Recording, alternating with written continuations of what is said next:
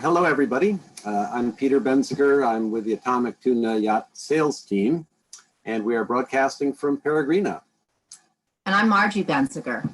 I help Pete when customers are looking for a woman's perspective. So we'll roll our presentation and we'll be here after it to answer any questions. Okay, Kevin. Enjoy. Enjoy.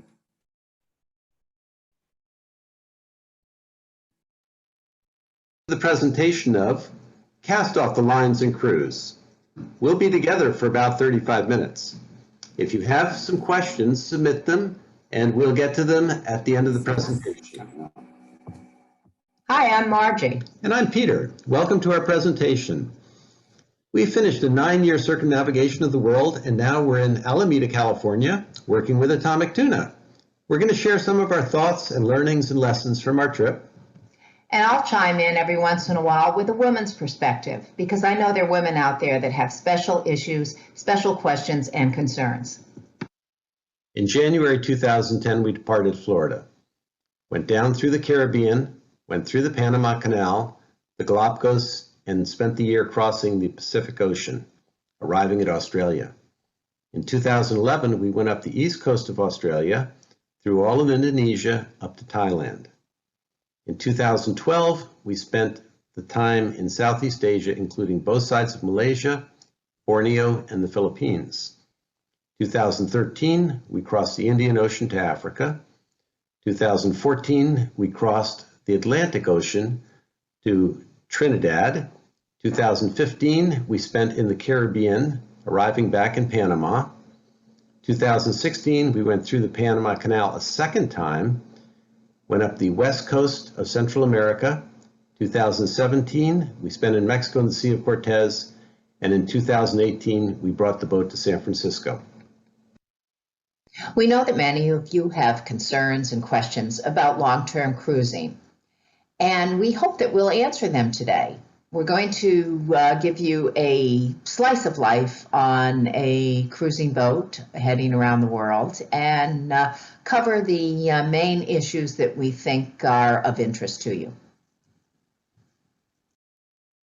We'll start by talking about getting ready to go before you actually cast off those dock lines. Finding the right boat. It took us a while to find Peregrina. She's a Tiana 47, 1990. A Robert Perry design, center cockpit, a cutter rig, weighs about 19 tons. Margie and I looked and learned a lot as we looked for Peregrina, and we're happy to share those lessons with you and help you find your perfect boat. Here we are on Peregrina going wing and wing toward Indonesia. We have dolphins playing at the bow, between 5 and 8 dolphins. The boat is sailing wonderfully actually now.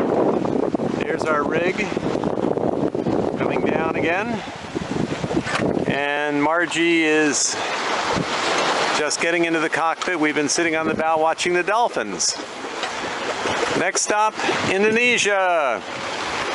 Before you cast off the dock lines and leave, there's a number of categories that you should spend time on. We certainly did. Finances, how the money is going to be held, who's going to invest it, who's going to release it when you need it.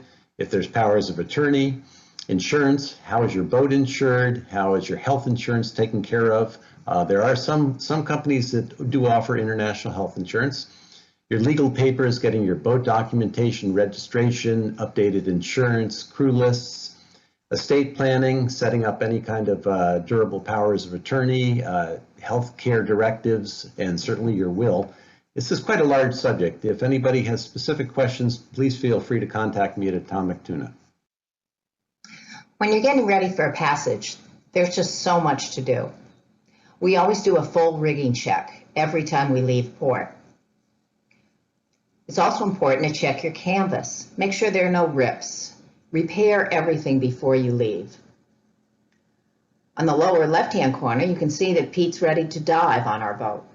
We check the zincs, we check the propeller, making sure everything looks good below.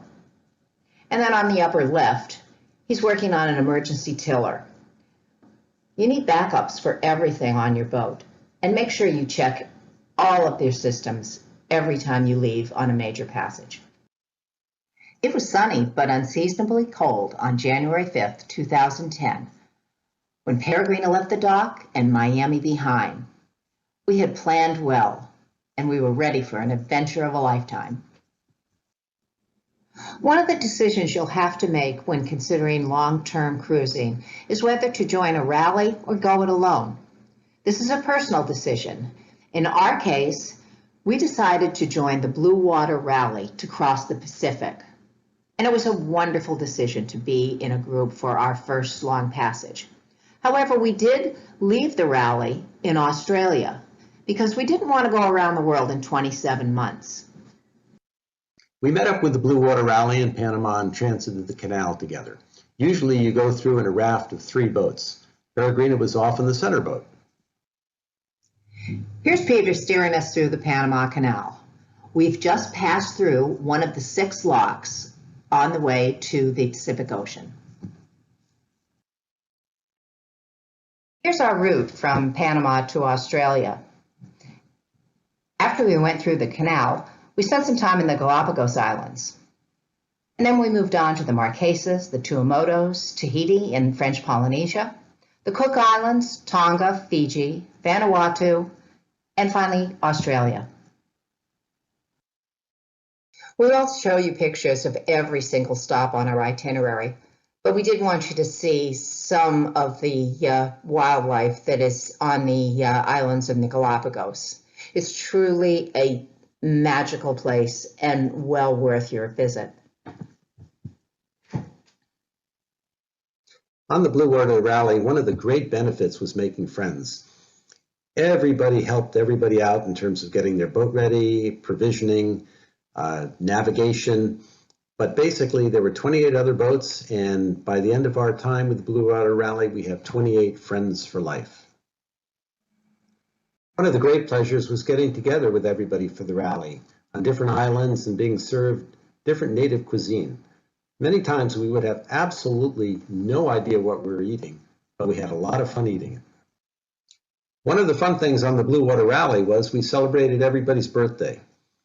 Here's our friend Jeremy blowing out a birthday cake. But the day before, we asked him, what is it you really want for your birthday? And he told us he wanted to be surrounded by beautiful women. So Jeremy got his wish. He's up there, smiling broadly, surrounded by beautiful women. All the males on the boats dressed up as women.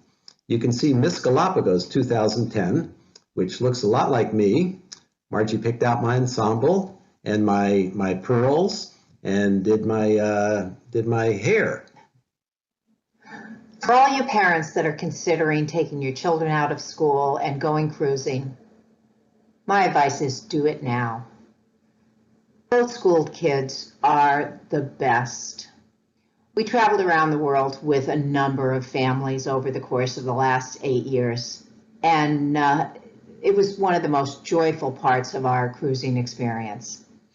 Here in Tonga, one of the children wanted a party, and she wanted a pink party. So all of us got together and we all wore pink to celebrate her birthday. You can see Charlotte, one of the children on the boat, Miss Tippy, on the lower left-hand side. She's now studying to be a doctor. So let's talk about life aboard a sailboat. In the next few slides, we'll give you an idea of what our life was like and what we learned. Provisioning doesn't need to be a daunting task. In the big cities, you're able to find large supermarkets and shop for long term. In the smaller venues and the islands, you shop locally, buying what the natives eat, learning how to cook, and it's a wonderful experience. Cooking, on the other hand, is a challenge.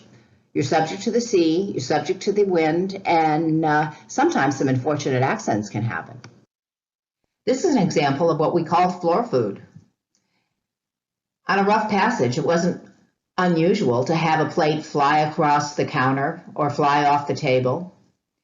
We always felt that there was a 30-second rule, and if we could get the food back in the plate and on the table within 30 seconds, it was good enough to eat. Eating fresh fish you caught was great. We could cook them on the grill on the stern of the boat or down below. But sometimes I like them really fresh. Each boat will have to determine what is the best watch system, depending upon the number of people on the boat and the passage. On Peregrine, it was very simple. I went to sleep from 10 o'clock at night until 2 in the morning, and Margie went to sleep from 2 o'clock till about 6:30. We ate all our meals together, and whoever was tired during the day went down and took a nap or did some reading. Whenever you leave the dock, safety is always your first priority. Here's a quote by Albert Einstein. "A ship is always safe at the shore, but that is not what it is built for." So offshore cruising and passage making requires extra effort. It requires that you go through issues that possibly could happen to your boat and the equipment you have on board to make sure you're ready to use it. One of the best practices that we employed was always considering what ifs. We talked about this in advance so that if things popped up, we would be ready to act.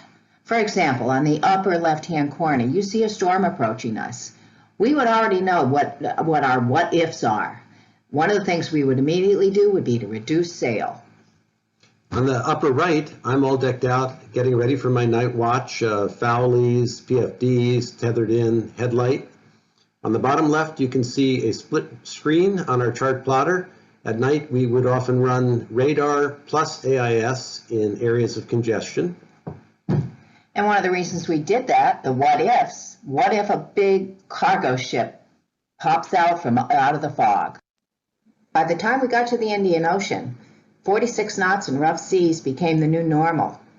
Even if Peter had to go forward in a rough sea to swap out a frayed line, we knew we could handle anything that came to us.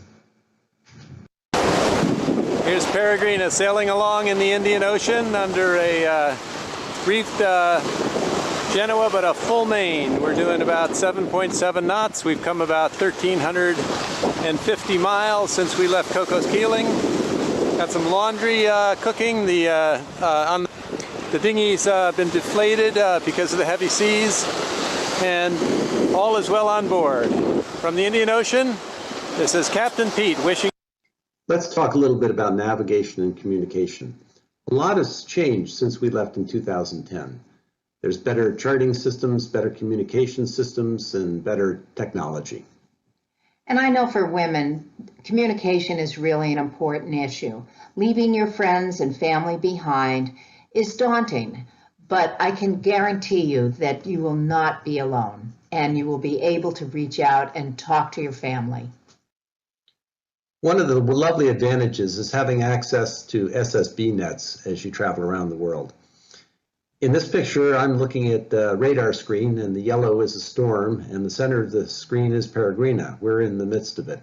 But I'm able to reach out and talk to boats either close or hundreds of miles away that are on a net and find out what the weather conditions are there, what forecasts they've received, and discuss some route planning. It's also really helpful when you're at anchor.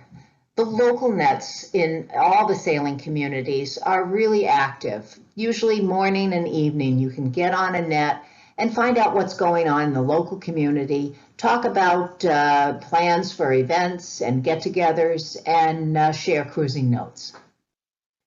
Outside of the U.S., modern technology often leaves you relying on your senses. In many parts of the world, there are extensive fishing nets in the water with just a small flag or attached to a plastic bottle.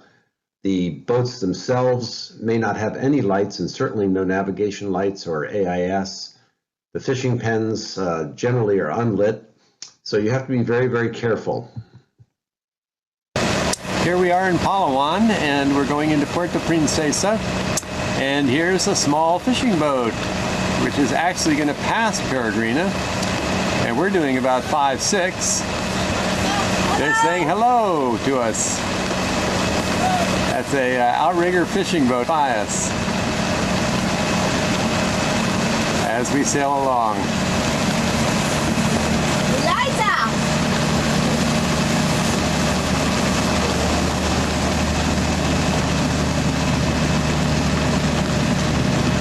Goodbye, fishing boat. zipping right. Whoops, honey, sorry, I hit a tree.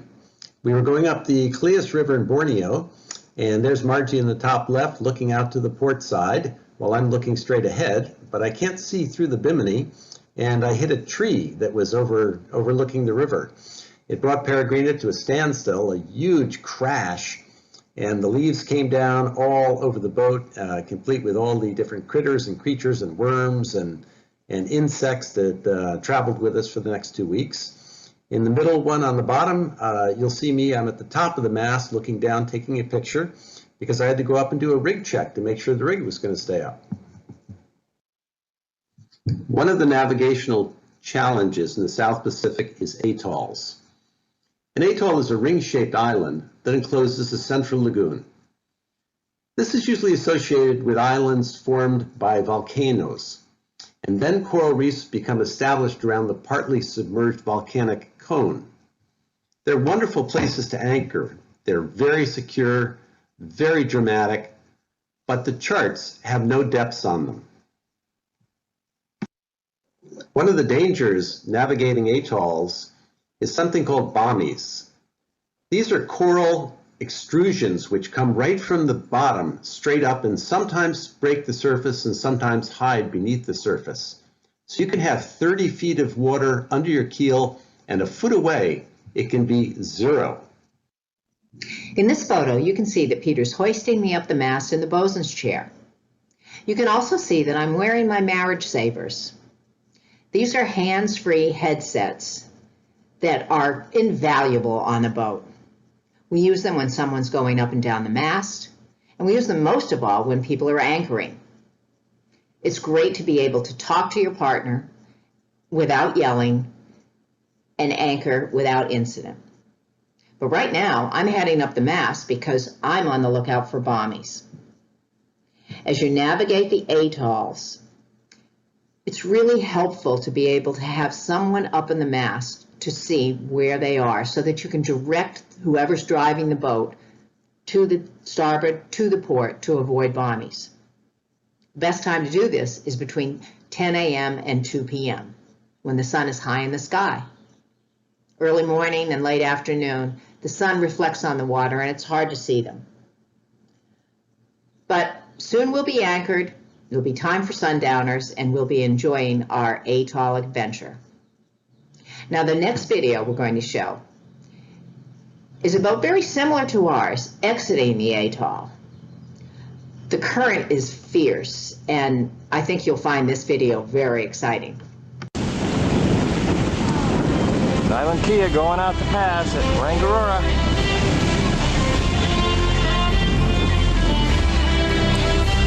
Wow.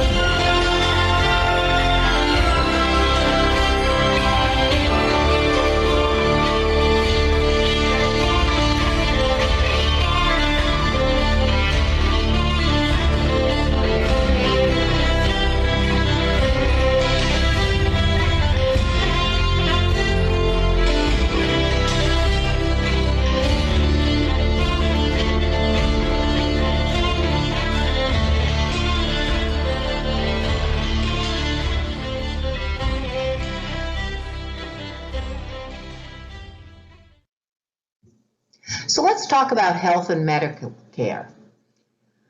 On board, we have the Adventure 3000 medical kit, which has everything possible to take care of wounds, burns, broken bones, fever, cuts, bruises, the whole enchilada. Even if you have your own medical kit on board, there may be times when you have to seek medical care on land. From my experience, I had to have my blood tested every 6 to 8 weeks. Sometimes we went to big, beautiful hospitals, and sometimes they were small clinics. But everywhere the medical care was great. And if you have insurance, they won't accept your card, most likely, but you can get reimbursed. And medical care in most countries is a lot less expensive than it is here in the US. Here's an example of Peter and I towing the line. You've probably been advised to wear deck shoes on a boat, and it is good advice, but I have to say that we probably threw that advice out on the second or third day of our circumnavigation. As a result, our feet often look like this. All I can say is be careful, wear deck shoes if possible, and if not, try to avoid those jib tracks, cleats, and stanchions. Despite what Margie tells me, I tend to reuse the same work clothes from day to day and just take them off and throw them onto the boat. In Borneo, I was painting the bottom and got some green anti-fouling paint on my shirt. Every night I would just take the clothes off under the boat and Margie wouldn't see them, but saw this huge rash appearing on the back of my shoulder. We couldn't figure out where it was, till finally Margie held up my dirty clothes and the rash coincided with the same mark as my bottom paint. So another stupid manly man theory. Another stupid manly man theory is why wear sunscreen? I wear sunscreen all the time, but for years Peter didn't. He liked that manly suntan look. But I brought him back to Miami one year and we went to a dermatologist, and she said he needed a chemical treatment to determine whether there were precancerous cells on his face. We found out there were a lot. He's now a big proponent of sunscreen. When you check into a country, the first thing you do is you put up your yellow quarantine flag. You will then see immigration, customs, and the port captain. You'll need copies of all your paperwork, multiple copies. You need to keep those documentations from that visit until you exit the country, and you'll need to keep your exit visa so that when you enter a new country, that they will know where you came from. Here's an example of how we made customs and immigration check-in fun. We employed banana pancake diplomacy. When our agents came on board, I had a plate full of banana pancakes with maple syrup ready. We had a great day. In the end, we gave them our ensign, and check-in went very smoothly.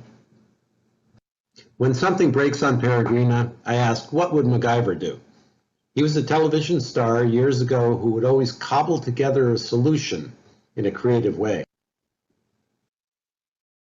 It's a good idea to live on your boat for 6 months or so before you leave for a long-term cruise, because you need time to get to understand the systems, make sure you have the right tools on board, the right procedures, and the right spare parts.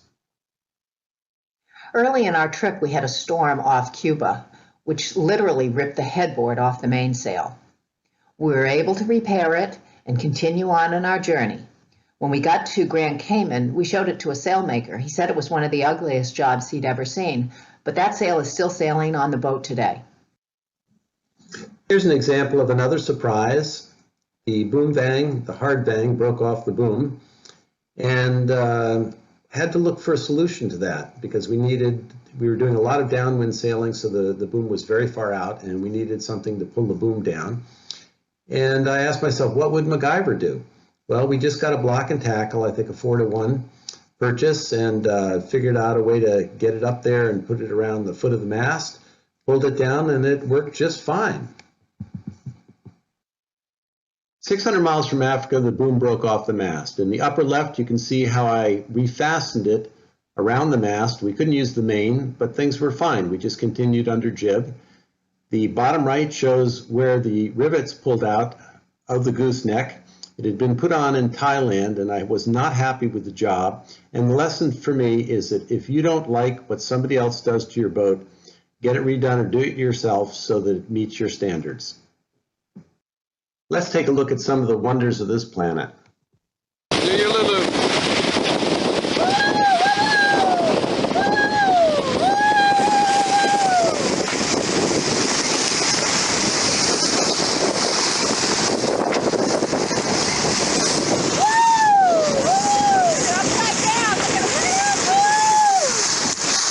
or 6 dolphins standing right next to the boat.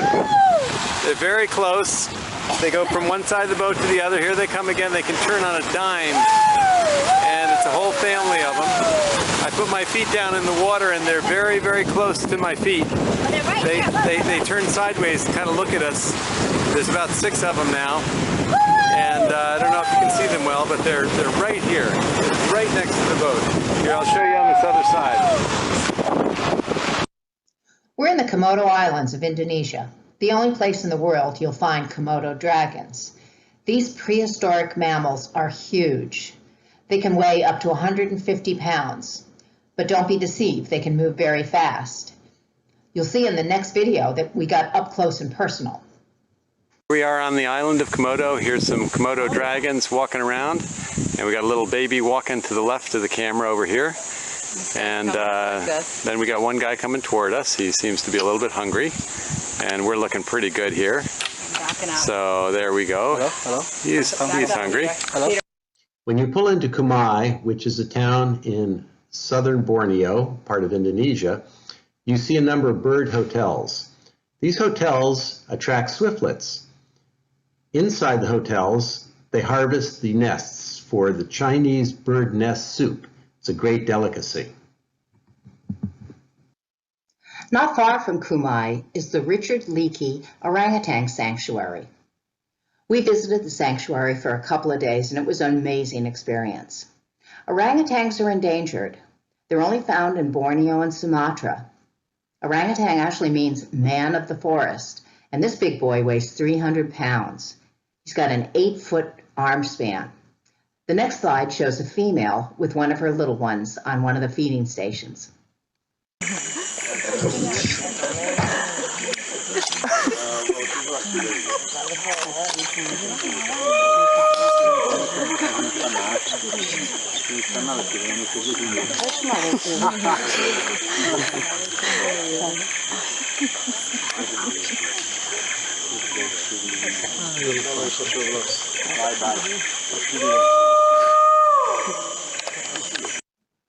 Here you see Peregrina anchored in the Phang Nga National Park in Thailand. We're in our dinghy and we are about to go inside one of the hongs. The monoliths you see in the upper right and lower left are 300 or 400 feet tall, and they're hollowed out so there are caverns inside. We're in Phang Nga National Park, and we are exploring the hongs, H-O-N-G. These are natural-made caves where the limestone has fallen in on itself and made caves and giant openings in the center of mountains. See above the stalactites or stalagmites, I don't know, and they're just spectacular.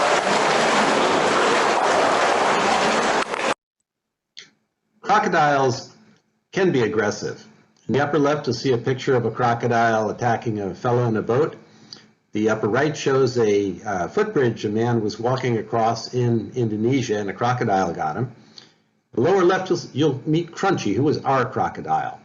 He was sunning himself every morning right next to Peregrina. We were anchored in a river, and we used to go over and take the dinghy close to him and take pictures, and he wouldn't like that. Then he would get in the water and follow us around. So these are his eyes, kind of following us around in the dinghy. Jacques Cousteau said mankind has probably done more damage to the earth in the 20th century than in all of previous human history. We'd have to agree. As we travel around the world, we noticed so much pollution, so much environmental damage, and it was truly devastating. That's not sunlight you see sparkling on the water. It's actually styrofoam. Cruising through the South China Sea, we saw tons and tons of styrofoam. They actually make fishing floats out of it. They wrap it with nets, and slowly the styrofoam just sort of wears away, and you find yourself cruising through miles and miles of floating pellets. Most of the pollution washes up on the windward side of the islands. You'll find extensive arrays of plastics and styrofoams and toys. In the bottom right, we found Wilson's soccer ball from the Tom Hanks movie. In the top left picture, you'll see the top of my sea strainer, which basically filters the water from the ocean before it goes into my engine. You can see that it's totally clogged up. On the bottom right picture, you'll see some of the things I pulled from it. There was a 2.5 to 3 foot plastic bag, other pieces of shrunken bottles, styrofoam. It basically shut my engine down. The pollution in the world extends onto the seafloor. Many times I couldn't get my anchor up, or I brought it up with an immense amount of garbage around it so that it wouldn't set. We carry 4 scuba tanks on board because frequently I have to dive to go and clear the anchor or get it up from an undersea cable. Even though we do have environmental issues around the world, the ocean is still a marvel. Peter and I have scuba dived and snorkeled all around the world, and in many places the reefs are healthy and the fish are abundant. Take a look at these 3 little clownfish. They've apparently taken over a clamshell, and they're very territorial, so they don't go far away, and they'll venture out a little bit and then sneak right back. Some people thought we were crazy to set off and sail around the world, but I have to say it was the most wonderful experience, and it was made all the more worthwhile by all the wonderful people we met. The fun thing about cruising is you never know where you're going to make good friends. The woman on the left from Papua New Guinea, we met hiking in a trail in Australia. The upper right, we ended up helping the CSY owner and his wife pull their boat off a shore after a violent storm. They'd lost their rudder. Down below in the bottom right, we're doing relief work in Uranga, Australia, after a flood devastated some people's homes. In Cape Town, South Africa, I found an alumni from my grad school, called him up and went over to see him. He ended up owning a rope factory. And when I left in the bottom right, you can see I'm covered with probably 1,000 feet of new line. So you never know who you're going to meet. Here we are. We just pulled into Palawan on Peregrina. And lo and behold, guess what we have? We have some friends who come out to say hello. Hi, everybody. Hi. Hi. Hi. There's a tree canoe made out of a huge old tree. Very pretty kids. Very friendly. And they want lollipops, don't they? And they're having a ball here. Lots of them. It's not unusual in Thailand for young men to join a Buddhist monastery for a certain period of time.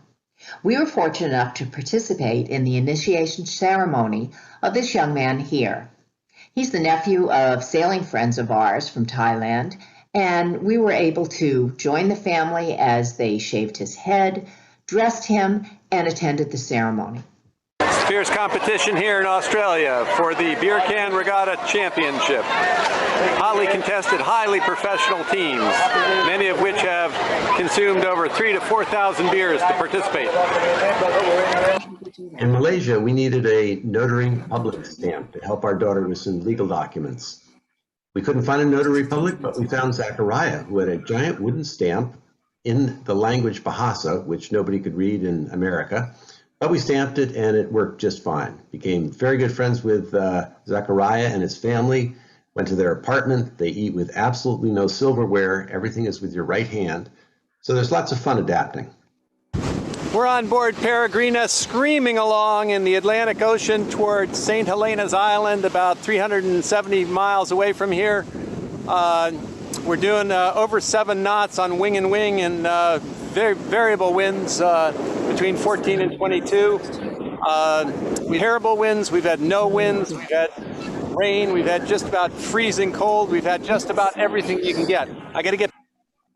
Our circumnavigation ended in the San Blas Islands, where we crossed our outbound path and celebrated with a magnum of champagne. We continued on to San Francisco, and now we are looking forward to helping you follow your dreams. Thank you for joining us, and may all your dreams come true. We're very eager to help you find the yacht of your dreams also, so contact me at Atomic Tuna Yachts.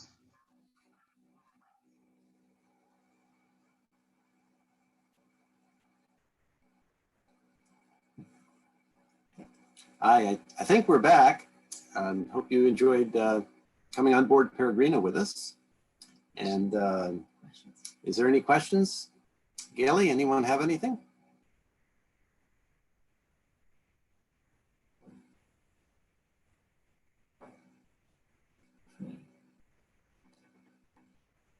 Are we on? Are we on? I'm not hearing anything.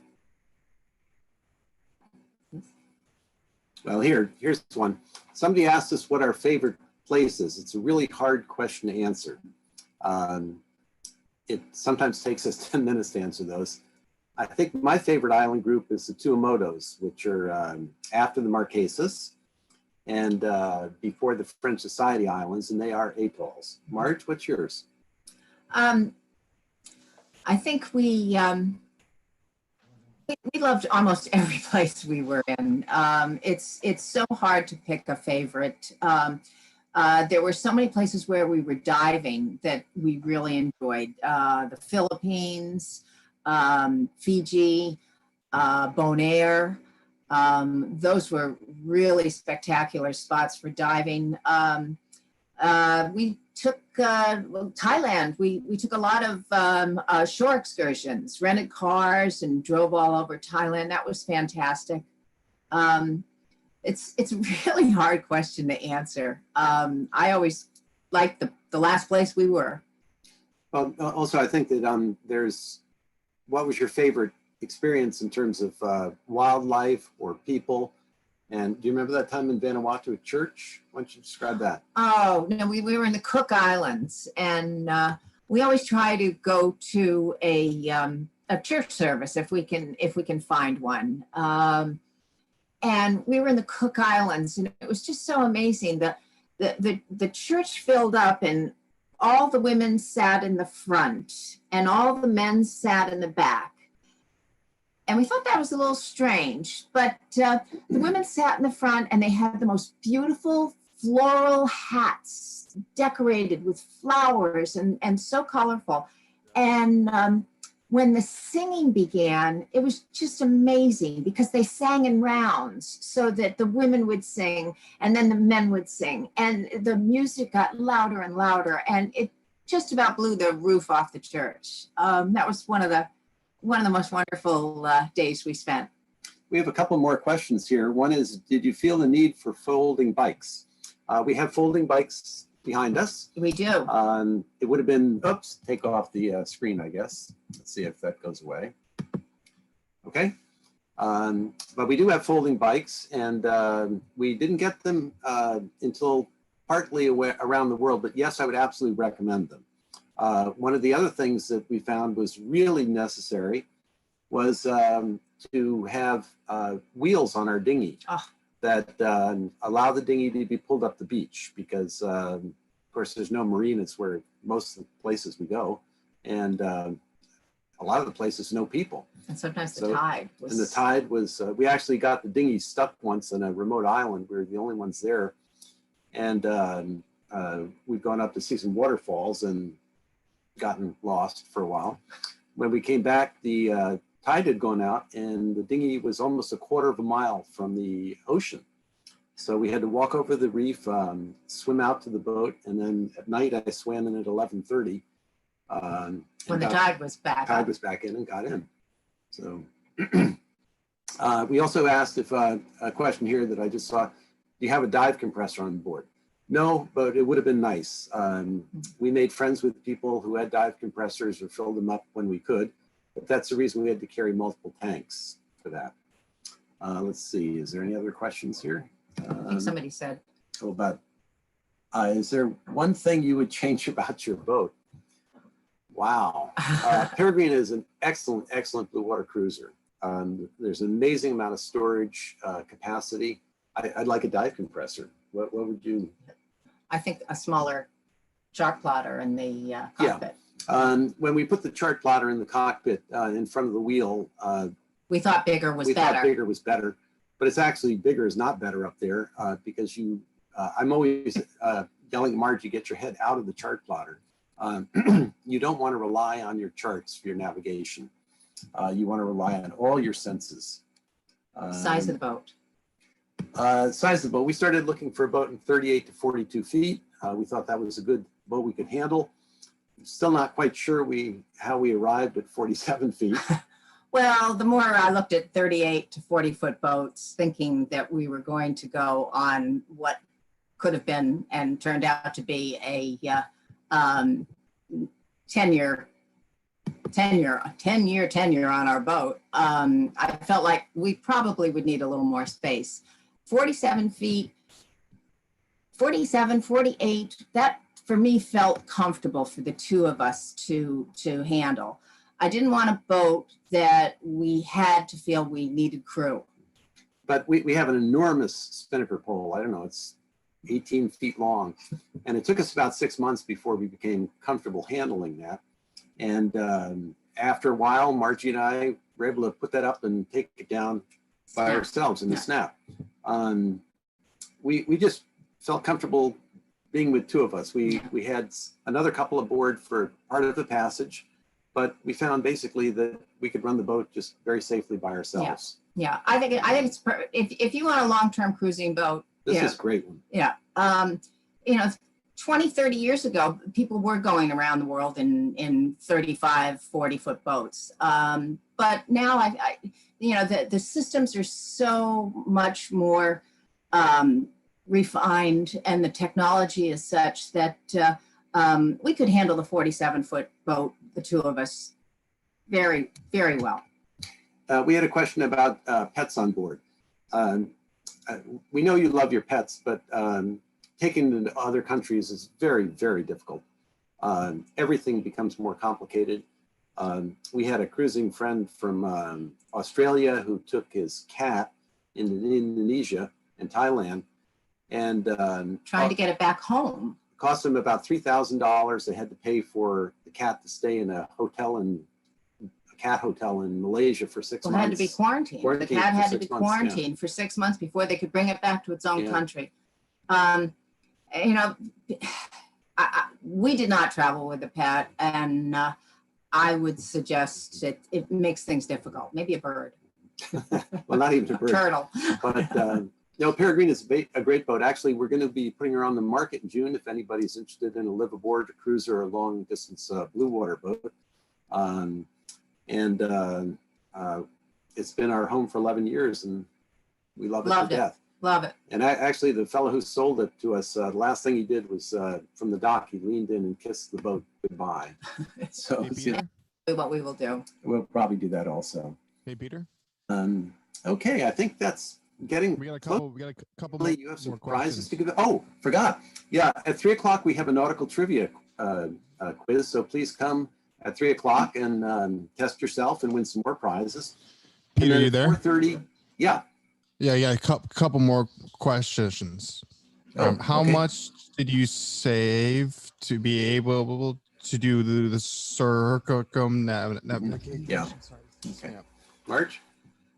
That's such an interesting question, and we get it all the time. How much does it cost to cruise around the world? It's going to cost what you have. There are people that cruise around the world in big, beautiful, brand new boats. And they go out to dinner when they're in port. They go out to dinner every night. And, they take, extensive land excursions. They go back and forth home several times a year. You're going to spend what you have. I always say we see the same sunsets that those big boats do. And we meet, actually, sometimes I think we meet more people that way than the big boats do. I'm not trying to not answer your question, but I will tell you that it's a lot less expensive than living we spend at home. a third of what we live. Yeah. Margie, remember that that boat we saw in the South Pacific that had no engine with those kids aboard? Yeah, we met a boat in the South Pacific. We kept seeing this boat over and over again, and finally, at one port, we ran into. They were 3 kids from the university. They had just graduated from the University of Georgia, and they were, their plan was to sail around the world, and they didn't have an engine. So I wouldn't do that. But so the answer is, if you want to do it, do it. Just figure out a way to go. Yeah. As Margie said, you see the same sunsets, just get out there and, Yeah. and cast those dock lines off and cruise. Our biggest expense, I think, was coming back home. We tried to come. I came home twice a year for a month or so.